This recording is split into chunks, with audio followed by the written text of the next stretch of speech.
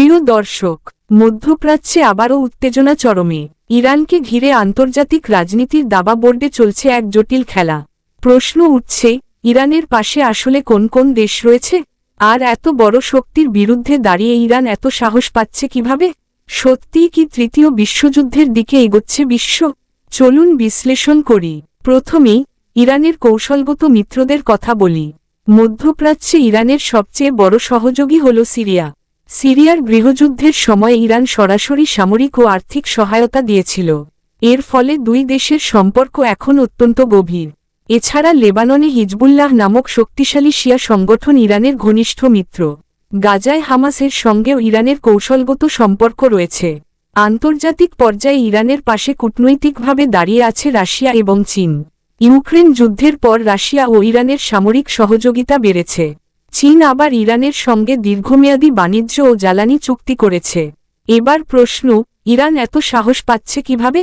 প্রথমত, ইরানের শক্তিশালী ক্ষেপণাস্ত্র ও ড্রোন প্রযুক্তি।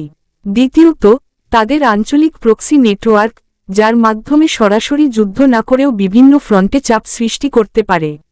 তৃতীয়ত, ইরানের পারমাণবিক কর্মসূচি। যদিও ইরান দাবি করে এটি শান্তিপূর্ণ, কিন্তু পশ্চিমা দেশগুলো সন্দেহের চোখে দেখে। অন্যদিকে ইসরায়েল ও আমেরিকা স্পষ্ট বার্তা দিয়েছে, ইরানের পারমাণবিক অস্ত্র তারা মেনে নেবে না। ফলে উত্তেজনা বাড়ছে। এখন বড় প্রশ্ন, তৃতীয় বিশ্বযুদ্ধ কি লেগে যাবে? বিশেষজ্ঞদের মতে, পূর্ণাঙ্গ বিশ্বযুদ্ধের সম্ভাবনা এখনও কম। কারণ বড় শক্তিগুলো সরাসরি যুদ্ধে জড়াতে চায় না, বরং তারা প্রক্সি যুদ্ধ ও অর্থনৈতিক নিষেধাজ্ঞার মাধ্যমে চাপ তৈরি করছে। তবে যদি ইরান, ইসরায়েল ও আমেরিকার মধ্যে সরাসরি বড় আকারের সংঘর্ষ শুরু হয়, তাহলে পরিস্থিতি দ্রুত ভয়াবহ দিকে যেতে পারে। বিশ্ব অর্থনীতি, তেলের দাম, শেয়ার বাজার সবকিছুই প্রভাবিত হবে। ভারতসহ দক্ষিণ এশিয়াতেও তার প্রভাব পড়তে পারে।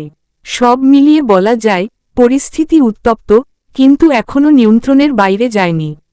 আগামী কয়েক সপ্তাহ খুবই গুরুত্বপূর্ণ। আপনার কি মনে হয়, বিশ্ব কি সত্যিই তৃতীয় বিশ্বযুদ্ধের দিকে এগোচ্ছে, নাকি এটি কেবল কূটনৈতিক শক্তি প্রদর্শন? কমেন্ট করে জানাতে ভুলবেন না।